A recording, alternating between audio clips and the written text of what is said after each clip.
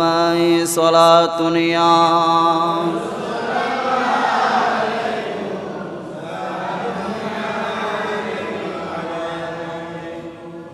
হযরতে সৈয়দনা আমিরে মুআবিয়া রাদিয়াল্লাহু তাআলা উনি ইন্তেকালের পরে কুফার জমিনের মধ্যে তারা হযরতে ইমাম হুসাইন রাদিয়াল্লাহু তাআলা কে বারবার চিঠি পাঠাচ্ছেন, কারণ কুফাবাসী ছিল মাওলা আলী, হযরতে আলী রাদিয়াল্লাহু তাআলা আনহু, এরা বেশি মহব্বত করতেন। যেহেতু মাওলা আলী রাদিয়াল্লাহু তাআলা যখন মসনদে বসলেন, তখন মদিনা শরীফ থেকে রাজধানী হয়ে গেল কুফার জমিন। কুফার প্রত্যেকটা মানুষ মাওলা আলী রাদিয়াল্লাহু তাআলা আনহুকে মহব্বত করতেন। কুফার জমিন থেকে বারবার চিঠি পাঠানো হচ্ছে হযরত ইমাম হুসাইন পাক রাদিয়াল্লাহু তাআলা আনহুর কাছে। শিয়াদের কিতাব জালাউল উয়ুন, এই কিতাবের মধ্যে তারা নিজেরাই লিখেছে ইমাম হুসাইন পাকের কাছে 12,000 চিঠি পাঠিয়েছেন, শুধু কুফার জমিনে এসে জালেমদের বিরুদ্ধে যুদ্ধ করবে, মসনদের মধ্যে বসে কোরআন হাদিস অনুযায়ী দিন ধর্ম পৃথিবী কুফার জমিন পরিচালনা করবেন। এটার জন্য 12,000 কি চিঠি। শিয়াদের কিতাব জালাউল উয়ুন এই কিতাবের মধ্যে আছে।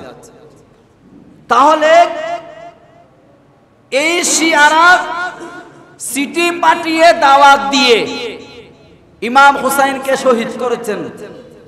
যুগে যুগে একটা কথা মনে রাখবেন, এই কুফার জমিনের মানুষ ছিল মুনাফিক।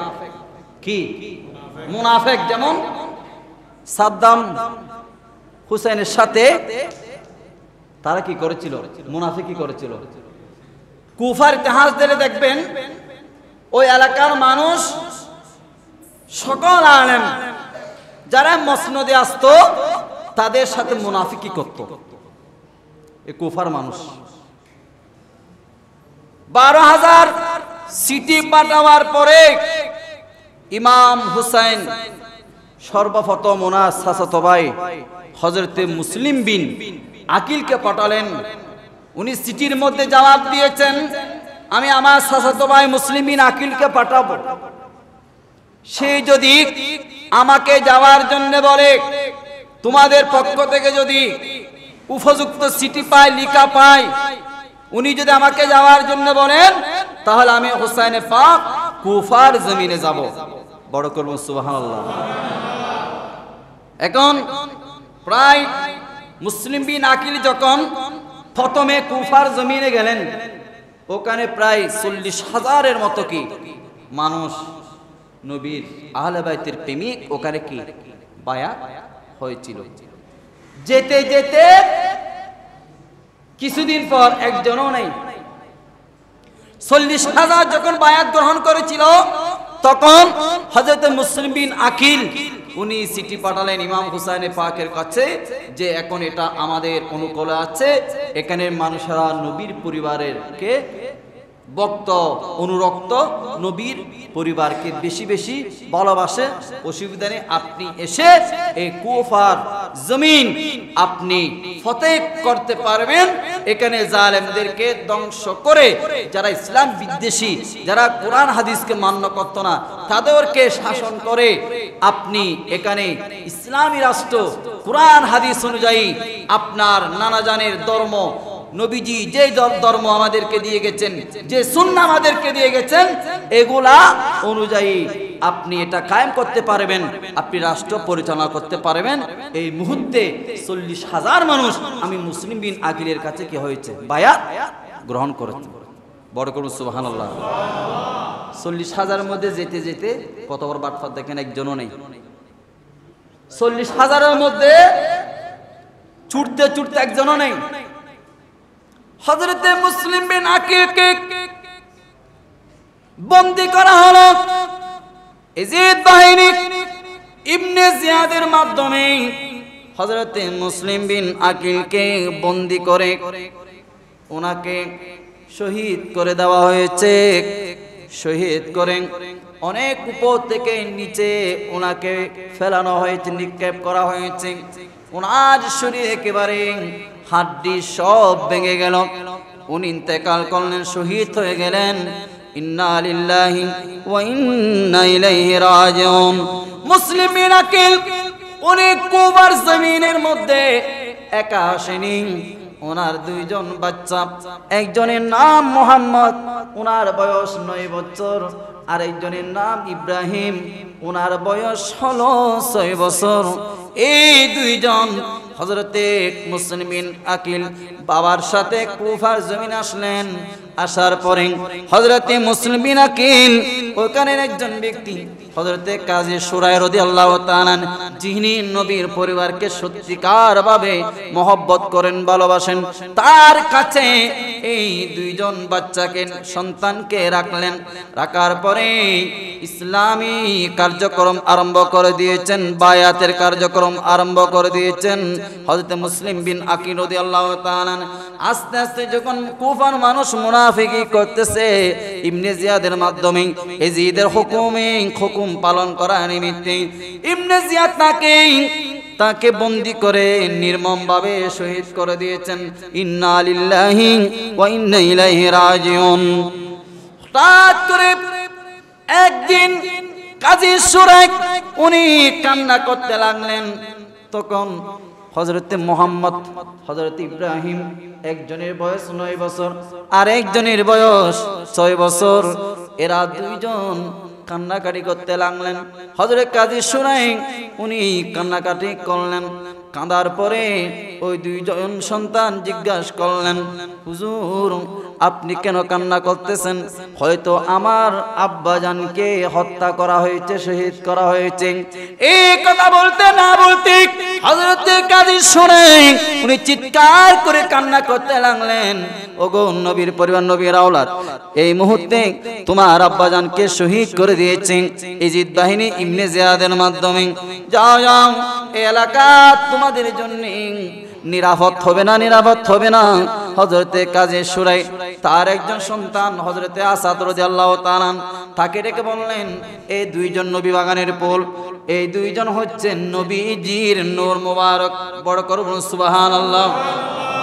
तेरी नस्लें पाक में है, बच्चा बच्चा नूर का। तेरी नस्लें पाक में है, बच्चा बच्चा नूर का। तू है आईने नूर तेरा, तू है आईने नूर तेरा। सब घराना नूर का, सुबह तैबा में हुई बटता है बड़ा नूर का। सदका लेने नूर का या है तारा नूर का। আমার প্রত্যেক নবীর, আমার নবীর প্রত্যেক আওলাদ নূর নূর নূর। আলা হযরত সুন্দরভাবে বললেন, ওগো আমার নবীর উম্মতেরা, নবীর আওলাদে পাক এরাও নূর। যেহেতু এরা নবীর বংশ দিয়ে দুনিয়াতে এসেছেন। হযরত ইব্রাহিম হযরতে মুহাম্মদকে হযরতে কাজী শুরাইক তার সন্তানকে হওয়ালা করে দিলেন হযরতে আসাদ রাদিয়াল্লাহু তাআলা আনহুকে। হওয়ালা করে বললেন, ওগো আমার সন্তান, এরা জান্নাতের ফুল, নবীর নূর, নবীর ফুল। এই দুইজনকে বাবুল ইরাকান, একটা জায়গার নাম আছে ইরাকের মধ্যে, ওইখান থেকে একটা কাফেলা মদিনায় তৈবার মধ্যে রওনা হবে। যাও যাও, এই দুইজন নবীর পুলকে, নবীর বাগানের পুলকে, নবীর আওলাদে পাককে তাদের সাথে তাদের কাছে পাঠিয়ে দাও, তারা যাতে মদিনায় পাকের মধ্যে নিয়ে যায়। বড় করে বলুন না সুবহানাল্লাহ। হযরতে আসাদ রাদিয়াল্লাহু তাআলা, হযরতে মুহাম্মদ, হযরতে ইব্রাহিম কিং, এই দুইজন কিং যখন রওনা হলেন, সারা রাত হাঁটলেন। রাত 1টা 2টা যখন হওয়ার পরে দেখতে পাচ্ছেন তাদের ওই কাফেলা বাবুলের কান থেকে যে কাফেলা রওনা হয়েছিল, পদচিহ্ন দেখতে পাচ্ছেন। হযরতে হযরত রাদিয়াল্লাহু তাআলা তিনি বললেন, এই নবীর বাগানের পর নবীর নূর, যাও যাও, এই কদমের চিহ্ন ধরে কাফেলার সাথে মিলিত হয়ে যাও, তাদের সাথে তোমরা মদিনায় তৈবার মধ্যে যেতে পারবে। ওই দুই সন্তান সারা রাত হাঁটতে হাঁটতে কিছুক্ষণ যখন হাঁটলেন, তখন আর পদচিহ্ন দেখতে পেল না। তারা হাঁটতে হাঁটতে সকাল যখন হলো, যেখান থেকে শুরু হয়েছে সেখানেই তারা রয়ে গেল। এই সারা রাত হাঁটতে হাঁটতে তারা দুর্বল হয়ে গেল। একজনের বয়স হচ্ছে 9 বছর, আর একজনের বয়স হচ্ছে 6 বছর। ইসলামের পতাকা উড্ডীন করার জন্য বাবার সাথে কুফার জমিনে এসেছিলেন, ভাই এবং মাকে ছেড়ে। বড় করে বলুন না সুবহানাল্লাহ। আজকে আমরা যে ইসলাম পেয়েছি, এটা এমনি সুল্লে কালা নয়, এটা মান্না পায়নি। হাজার হাজার সাহাবায়ে কেরামের রক্তের বিনিময়ে, আমার নবীর আওলাদে পাকের রক্তের বিনিময়ে এই ইসলামকে পেয়েছি। আজকে এই ইসলামকে নিয়ে কিছু দুশ্মন রসুল বাতিলেরা সিনেমিনি খেলতেছে। কালকে তাদের জন্য জাহান্নামের সর্বনিম্ন স্তর যেটা, সেটা অপেক্ষা করতেছে। আর যারা নবীর সাথে ওফাদারি করবে, নবীর সাহাবীদের সাথে, নবীর বংশের সাথে, নবীজির আওলাদে পাকের সাথে যারা ওফাদারি করবে, একমাত্র তারাই আহলে সুন্নাত ওয়াল জামাত, তারাই একমাত্র ইসলামের ধারক বাহক, তারাই একমাত্র জান্নাতের হকদার, তারাই কাল কিয়ামতের ময়দানে আমার রাসূলের সামনে কথা বলতে পারবে। বড় করুন সুবহানাল্লাহ। মুসলিমের দুই অবুঝি ছেলে, শের কাটিল সে দর জালে, শের কাটিল সে দর জালে। মুসলিমের দুই অবুঝ ছেলে, শের কাটিল সে দর জালে। মুসলিমের দুই অবুঝ ছেলে, শের কাটিল সে দর জালে, শের কাটিল সে দর জালে। সুখতে সর বানবাসী আজিগর কি হারায়, কারবালার করুণ কাহিনী কেমনে বলা যায়, বলেন কারবালার করুণ কাহিনী।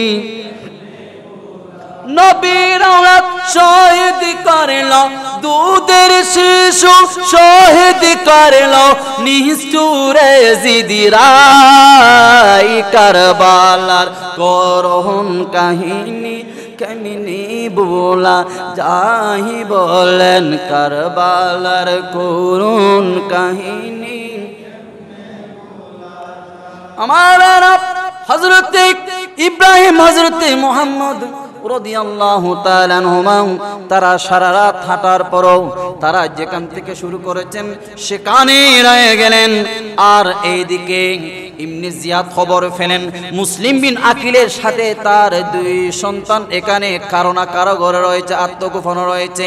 উনি পুরস্কার ঘোষণা করলেন, যারাই মুসলিম বিন আকিলের দুই সন্তানকে এনে দিতে পারবে তাদেরকে অনেক সম্মান, অনেক টাকা পয়সা, দিনার দিরহাম, গরু, মই, উট, ছাগল দেওয়া হবে। এই লোভের মধ্যে পড়ে অনেকেই তালাশ করতে লাগলেন। আর এদিকে পুলিশ বাহিনী তাদেরকেও লাগিয়ে দিলেন। সকালে যখন হলো 8টা-9টার দিকে ওনাকে ওই দুইজন হযরতে ইমাম মুহাম্মদ, হযরতে ইমাম ইব্রাহিম রাদিয়াল্লাহু তাআলা আনহুমা তাদেরকে পেয়ে গেল। তাদেরকে পাওয়ার পরে ইবনে জিয়াদের কাছে নিলেন। ইবনে জিয়াদ তাদেরকে জেলখানার মধ্যে বন্দী করে রাখলো। ওই জেলখানার মধ্যে যে ব্যক্তি দায়িত্বে ছিল ওনার নাম মশকুর। উনি নবীর পরিবারকে বেশি বেশি মহব্বত করতেন। আরে সরাসরি দুলা মহিলা ইমাম ইব্রাহিম এবং মোহাম্মদ রাদিয়াল্লাহু তাআলা আনহুমার শরীরের মধ্যে হযরত মশকুর ওনাদের দিকে তাকিয়ে রইলেন। আরে চেহারা দিকে নূর বের হচ্ছে। ওনাদেরকে বালি দোলাবালি পরিষ্কার করে হাত মুখ ধুয়ে দিন রাত্রে মেহমানদারি করলেন। এবং হযরত মশকুর একটা আংটি দিয়ে বললেন, যাও যাও, এখানে তোমাদের জন্য নিরাপদ হবে না, অমুক জায়গার মধ্যে চলে যাও, অমুক জায়গার মধ্যে গিয়ে এই আংটিটা দেখাবে এবং ওখানে আমার ভাই রয়েছে, আর আমার ভাই নবীর পরিবারকে বেশি বেশি মহব্বত করবে, আর তোমরা যদি এই আংটি দেখিয়ে আমার ভাইয়ের সাথে মিলিত হতে পারো তাহলে তোমাদের জন্য মঙ্গল হবে, তোমাদেরকে মদিনায় তৈবার মধ্যে পৌঁছে দেবে। বড় কোনো বলুন না সুবহানাল্লাহ। এইদিকে তাদেরকে ছেড়ে দিলেন হযরত মশকুর ছেড়ে দিলেন। ছেড়ে দেওয়ার পরে ওইদিকে ইবনে জিয়াদ কবর ফেলেন। জিয়ালকানা যিনি দায়িত্বে ছিলেন উনি নাকি নবীর পরিবারকে বেশি বেশি ভালোবাসেন, তাদেরকে মেহমানদারি করে সকালে ছেড়ে দিয়েছেন। তখন ওই মশকুরকে ডাক দেওয়া হলো, ডাকো ওই মশকুরকে, আজকে তাকে হত্যা করা হবে, শহীদ করে দেওয়া হবে। সেই কেন ইমাম মুসলিম এবং মুহাম্মদকে ছেড়ে দিয়েছে, শহীদ করে দেওয়া হবে। ইমাম মশকুর রাদিয়াল্লাহু তাআলা ওনাকে ডাকলেন। ইবনে জিয়াদ বললেন, তুমি কেন ছেড়ে দিয়েছো?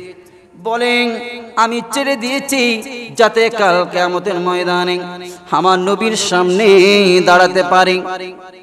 তখন একজন জান্নাতকে ডাকা হলো, তাকে দুররা মারতে লাগলো। প্রথম দুররার মধ্যে বললেন বিসমিল্লাহির রহমানির রহিম, দ্বিতীয় দুররার মধ্যে বললেন হে আল্লাহ আমাকে ধৈর্য দান করো, তৃতীয় দুররার মধ্যে বলেন হে আল্লাহ হযরত ইমাম মুসলিমকে ছেড়ে দেওয়ার কারণে আজকে আমাকে শহীদ করে দেওয়া হচ্ছে। এইভাবে ওনাকে দুররা মারতে মারতে শহীদ করে দিয়েছেন। ইন্না লিল্লাহি ওয়া ইন্না ইলাইহি রাজিউন। ওই দুইজন ইমাম মুসলিমের পুত্র সন্তান ইমাম মুসলিম, ইমাম মোহাম্মদ, ইমাম ইব্রাহিম, তারা দুইজন ওই আংটিটা নিয়ে হাঁটতে হাঁটতে কোথায় কাদিসিয়া, কোথায় তারা হাঁটতে হাঁটতে সকালে দেখতে পেলেন তারা ওই কাদিসের স্থানের মধ্যে যেতে পারে নাই। তারা একেবারে উপবাস, শরীর চিকন হয়ে গেল, দুর্বল হয়ে গেল। তারা একটি গাছের নিচে একটা পুকুর ছিল, সেখানে একজন আরেকজনকে জড়িয়ে ধরে ঘুমালেন, আরাম করলেন। বড় করে বলুন না সুবহানাল্লাহ। ওই দিকে নবীর পরিবারকে একজন ব্যক্তি ভালোবাসে, একজন মহিলা নবীর পরিবারকে ভালোবাসে, তার একজন বাঁধি ছিল। সকালে যখন পুকুর থেকে পানি আনতে গেল, ওই দুইজন নবীর পরিবার থেকে একেবারে নূরের ঝলক আসতেছে। ওই বাঁধি আশ্চর্য হয়ে গেল, মানে ওই বাঁধি ঘরে গিয়ে তার মুনিবকে বলল, ওই মহিলাকে বলল, মালিককে বলল, এই আমার মুনিব, আমি এখন পানি আনতে গিয়েছিলাম, ওই পুকুরের পাশে গাছের নিচে দুইজন সুন্দর সুন্দর ছোট ছোট মাসুম বাচ্চা, চেহারা দিয়ে শরীর মুবারক দিয়ে নূর বের হচ্ছে, আমি তো জানি না এরা কারা। তখন ওই মহিলা সহ গিয়ে তাকে ঘরের মধ্যে আনলেন, এনে আদর যত্ন করলেন, পরিষ্কার করে খানাপিনা খাওয়ালেন। বড় করে বলুন না সুবহানাল্লাহ। আমার ভাইরা, তাদেরকে একটা রুমের মধ্যে রাখলেন, খানাপিনা খাওয়াই ওই দুইজনকে একটা রুমের মধ্যে আরামে রাখলেন। তখন রাত যখন গভীর হলো, ওই মহিলার স্বামী আসলো। মহিলা জিজ্ঞাসা করলো, এত রাত কেন হয়েছে? তখন তার স্বামী বলতে লাগলো, স্বামীর নাম হারেস বলতে লাগলো, আজকে কেন তুমি কি জানো না? ইবনে জিয়াদ ঘোষণা দিয়েছেন এখানে নাকি মুসলিম বিন আকিলের দুইজন সন্তান, নবী পরিবার, দুইটা নূর এখানে এসেছে। তাদেরকে যদি আমরা কেউ যদি ধরে ইবনে জিয়াদের দরবারে নিতে পারে তাহলে অনেক পুরস্কার দিবে। তখন ওই নবীর পরিবারের ভক্তি করো অনুসরণ অনুকরণ করো। ওই মহিলা একেবারে ওনার অন্তর ভেঙে চুরমার হয়ে গেল। এ ওগো আমার স্বামী, হুঁশে ফিরে এসো। তুমি কার তালাশ করার জন্য গেছো? এরা দুইজন নবীর পরিবার, নবীর আওলাদ। তুমি যদি এই দুইজনকে ধরে তুমি যদি নিয়ে যাও ইবনে জিয়াদের কাছে, তাহলে কাল কিয়ামতের ময়দানে আমার রাসূলের সামনে মুখ কিভাবে দেখাবে? তোমার জন্য তো জাহান্নাম অবধারিত হয়ে যাবে। বলে না, আমার এগুলা দরকার নেই, উপস্থিত আমি নিয়ামত পাবো, দুনিয়ার অনেক নিয়ামত পাবো, সরঞ্জাম পাবো, অনেক দিন আর দিরহাম টাকা পয়সা পাবো, সুতরাং তুমি আমাকে নিষেধ করলো, আমি ওকে তালাশ করবেই। বড় করে বলো নাউজুবিল্লাহ। সালাতুন ইয়া রাসূলুল্লাহ আলাইকুম, आपकी फुरकत ने मारा या नबी, दिल हुआ गम से दोबारा या नबी। सलातुन या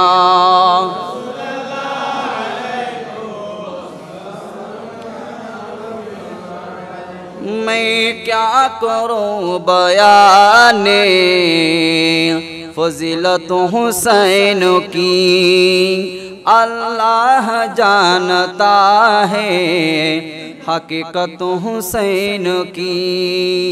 मैं क्या करूं बयाने फजीलत हुसैन की, अल्लाह जानता है हकीकत हुसैन की। हुसैन मिन्नी वाना मिन हुसैन, हुसैन मिन्नी वाना मिन हुसैन, फरमाया मुस्तफा ने शान हुसैन की, फरमाया मुस्तफा ने शान हुसैन की। है हकीकत हुसैन की। मिल्लत इस्लाम को जिंदा रखते हुए, मिल्लत इस्लाम को जिंदा रखते हुए, सर कटाया करबला में सिबते रसूल की, सर कटाया मुस्तफा ने सिबते रसूल की। मैं क्या करूं बयाने हकीकत हुसैन की, अल्लाह जानता है फजीलत हुसैन की। सलातुन या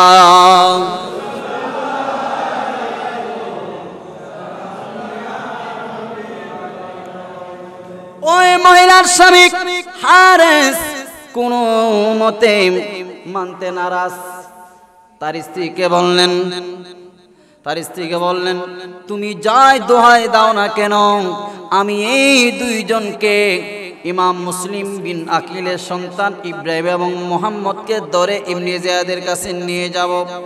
যাক, এরপরে যখন তার স্বামী হারেস রাত্রে ঘুমালেন, হযরতে মুহাম্মদ এবং হযরতে ইব্রাহিম তারাও ঘুমালেন অন্য রুমে।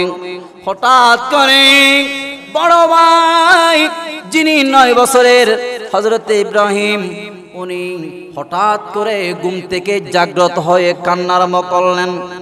আর ছোট ভাই মুহাম্মদ উনিও কান্না, একজন আরেকজনকে জড়িয়ে ধরে কান্না করতে লাগলেন। তখন ছোট ভাই বলতে লাগলেন, বড় ভাই কেন কান্না করতেছো? হযরত ইব্রাহিম বলেন, ওগো আমার ছোট ভাই, আমাদের সময় ফুরিয়ে এসেছে, আমাদের সময় শেষ। এই মুহূর্তে আমি স্বপ্নে দেখলাম আমার নানাজান হযরত মুহাম্মদুর রাসূলুল্লাহ সাল্লাল্লাহু তাআলা আলাইহি ওয়াসাল্লাম আমার আব্বাজান মুসলিমকে, আমার আব্বাজানকে বলতে লাগলেন, এ মুসলিম, তুমি তো জান্নাতে চলে এসেছো, তোমার দুই সন্তানকে কেন রেখে এসেছো? আর হযরত ইমাম মুসলিম জবাব দিয়েছেন, ইয়া রাসূলুল্লাহ, ইয়া হাবিবাল্লাহ, এই মুহূর্তের মধ্যে অল্প সময়ের মধ্যে আমার দুই সন্তানও আমাদের সাথে মিলিত হবে, জান্নাতে চলে আসবে। বড় করে বলুন না সুবহানাল্লাহ। সুখ কারবালার সুখে কাঁদাতে পারে নাই যাকে, কাঁদাতে পারে নাই যাকে। সুখ কারবালার সুখে কাঁদাতে পারে নাই যাকে, কাঁদাতে পারে নাই যাকে। সেই নবীজির উম্মতি বলে বড়ই নির্লজ্জাই, কারবালার করুণ কাহিনী কেমনে বলা যায় বলেন, কারবালার করুণ কাহিনী। নবীর আওলাদ শহীদ করিল, দুধের শিশু শহীদ করিল, নিষ্ঠুরে জিদিরা। কারবালার করুণ কাহিনী কেমনে বলা যায় বলেন, কারবালার করুণ কাহিনী। একজন আরেকজনকে, হযরতে ইব্রাহিম এবং হযরতে মুহাম্মদ এক ভাই আরেক ভাইকে জড়িয়ে ধরে কান্না করতে লাগলেন। আরে কান্নার আওয়াজ কমবক্ত হারেস উনি শুনতে পেল। হঠাৎ করে উনি শুনে ঘুম থেকে উঠে স্ত্রীকে বললেন, হায়রে, তুমি তো আমি যাই দুইজন সন্তানকে, নবীর পরিবারকে তালাশ করতেছিলাম, এদেরকে তো তুমি মেহমানদারি এবং তুমি লুকিয়ে রেখেছো, মেহমানদারি করেছো আমার ঘরে, তাদেরকে মেহমানদারি করতেছো, আর আমি সারা কুফার মধ্যে তাদেরকে সারাদিন তালাশ করতেছি। হযরতে ইমাম মুসলিম বিন আকিলের এই দুই সন্তানকে কমবক্ত হারেস উনি যখন সকাল হলো টেনে নিয়ে যাচ্ছেন, পিছনে তার স্ত্রী এবং তার স্ত্রী থেকে দুধ খেয়েছে একজন ব্যক্তি, এই দুইজন দুধতে লাগলেন। তারা অনেক অনুনয় বিনয় করলেন, আচ্ছা যেহেতু তুমি নিয়ে যাবে, তাদেরকে জীবিত অবস্থায় নিয়ে যাও, তাদেরকে হত্যা করিও না। হারেস বললেন, আমি যদি জীবিত নিয়ে যাই তাহলে কুফার জমিন থেকে অনেক মানুষ তাদেরকে পুরস্কার পাওয়ার জন্য তালাশ করতেছে, তারা আমার কাছ থেকে দুই সন্তানকে ছিনিয়ে নেবে, সুতরাং আমি তাদেরকে কতল করে নিয়ে যাব। বড় করে বলুন না নাউজুবিল্লাহ। ওই দুই সন্তানকে যখন হত্যা করতে চাইলেন, তার স্ত্রী এবং তার স্ত্রী থেকে দুধ খেয়েছে এরকম একজন ব্যক্তি, তখন তারা যখন তার পিছনে ছুটল, তাদেরকে এমন ভাবে দুইটা আঘাত করলো, ওই দুইজনই জায়গার মধ্যে মৃত্যুবরণ করলো। ইন্না লিল্লাহি ওয়া ইন্না ইলাইহি রাজিউন। এই সময় তার একজন সন্তান ছিল, হারেস, তার সন্তান ছিল। সন্তান মায়ের আতনাদ দেখে, কষ্ট পাচ্ছে, মারা যাচ্ছে দেখে তখন বাবাকে ডাক দিল, বাবা এখনো সময় আছে, তুমি হুঁশের মধ্যে ফিরে আসো, হুঁশের মধ্যে ফিরে আসো, এখনো সময় আছে। এরা দুইজন নবীর পরিবার, এদেরকে যদি তুমি হত্যা করো তাহলে তোমার ঠিকানা হবে চিরস্থায়ীভাবে জাহান্নামী। সুতরাং তুমি তো একজন মুসলমান ব্যক্তি, এই নবীর পরিবারের উপর কিভাবে তরবারি চড়াবে, তোমার কি একটু হাত কাঁপবে না? এই কথা বলতে না বলতে উনি নিজের সন্তানকে পর্যন্ত শহীদ করে দিলেন। ইন্না লিল্লাহি ওয়া ইন্না ইলাইহি রাজিউন। এবার মুসলিম বিন আকিলের দুই সন্তানকে হত্যা করার জন্য চাইলেন। হযরতে মুহাম্মদ, হযরত ইব্রাহিম বললেন, এ হারেস, তুমি যদি সন্দেহ করো আমরা পালিয়ে যাব, তুমি আমাদের চুল দাড়ি নেড়া করে দাও, গুফ আমাদের মোষ, আমাদের চুল নেড়া করে নিয়ে যাও, যাতে আমাদেরকে কেউ না চিনে। এ হারেস, এরপর আমাদেরকে হত্যা করিও না, জীবন্ত অবস্থা নিয়ে যাও। তখন এ হারেস তাদের কথা শুনে নাই, তাদেরকে দুইজনকে শহীদ করে দিয়েছেন, জিসিম থেকে শরীর আলাদা করে ফেললেন। আর ওই তলের মধ্যে দুইটা ছেলে মোবারক, নবীর বাগানের ফুল, নবীর নূর, নবীর নূর আমার নবীজির রক্তে জিগার হযরত ইব্রাহিম হযরত মুহাম্মদকে তলের মধ্যে ইবনে জিয়াদের কাছে নিলেন। নেওয়ার পর জিজ্ঞাসা করলেন, এই হারেস এটা কি? বলে, এটা তো যেটার পুরস্কারের ঘোষণা দিয়েছো, এই দুইজনকে আমি কতল করে জিসিম ওখানে ফেলে রেখে এই স্যার মোবারক দুইটা আমি নিয়ে এসেছি। তখন ইবনে জিয়াদ বললেন, আমি এজিদকে কি দেখাবো, কি বলবো? আমি তো বলেছি জীবন্ত অবস্থায় জীবিত নিয়ে আসতে, তুমি কেন তাদেরকে কতল করেছো? তখন একজন জল্লাদকে ডেকে এনে ওই হারেসকে হত্যা করে ফেললো। বড় করে বলুন সুবহানাল্লাহ। তাহলে দুনিয়াও শেষ, আখিরাতও শেষ, দুনিয়া পেয়েছে। সুতরাং দুনিয়া নিয়ে যারা দৌড়ে তারা দুনিয়াতেও ধ্বংস, দুনিয়াও পাবে না, আখিরাতও পাবে না। দুনিয়ার পুরস্কার পাওয়ার জন্য দুইজন নবীর পরিবারকে শহীদ করে দিয়েছে, তার নিজের স্ত্রী, তার নিজের সন্তান, তার নিজের গোলাম সকলকে কতল করে দিয়েছে। এরপরও সে কি দুনিয়া পেয়েছে? দুনিয়াও পায়নি, আখিরাতও পায়নি। চিরস্থায়ীভাবে সেই ব্যক্তি জাহান্নামী হয়ে গেল। সুতরাং আমাদেরকে দুনিয়া লোভী না হয়ে, দুনিয়ার মায়ায় মহব্বতে না জড়িয়ে আমাদেরকে নামাজ, আল্লাহ রসুল, সাহাবায়ে কেরাম, নবীর পরিবারের প্রতি প্রেম, মহব্বত, ভক্তি, এগুলা নিয়ে আমাদেরকে ব্যস্ত থাকতে হবে। ঠিক না বেঠিক?